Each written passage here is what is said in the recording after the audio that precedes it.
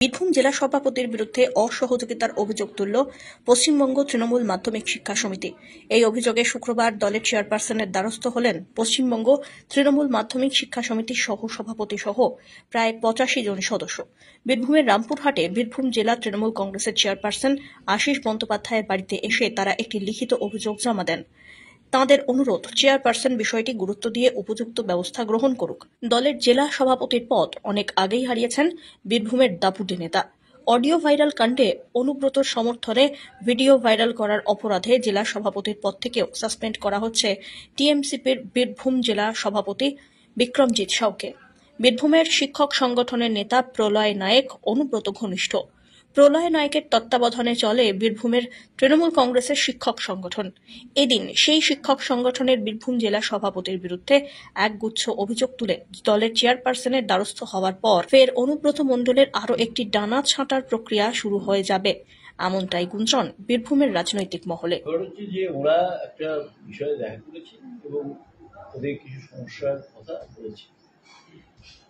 যে সমস্যার কথা বলেছে আমি সেটা ওদের কথাগুলো নিয়েছি এবং সেটা কোর কমিটিতে আনা হচ্ছে।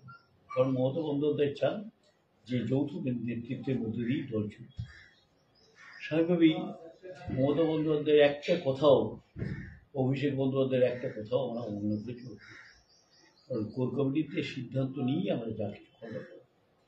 কোর কমিটি যদি বলেন যে আপনি বিষয়টা নিয়ে শিক্ষামন্ত্রীর সঙ্গে কথা বলুন, যদি বলেন যে প্রশাসনিক অন্যান্য আধিকারিকের সঙ্গে কথা বলুন, যেখানে কোর কমিটি আছে এবং কোর কমিটি মিটিংয়ে সেই সিদ্ধান্তগুলো নেওয়া হবে, সেই সিদ্ধান্ত যা করে দেবেন সেই মতন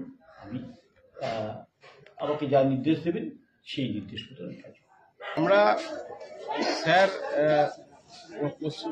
বীরভূম জেলা তৃণমূল কংগ্রেস কমিটির নতুন চেয়ারম্যানের দায়িত্ব পুনরায় পেয়েছেন, সেই হিসেবে চেয়ারপারসনের দায়িত্ব তিনি নতুনভাবে পেয়েছেন।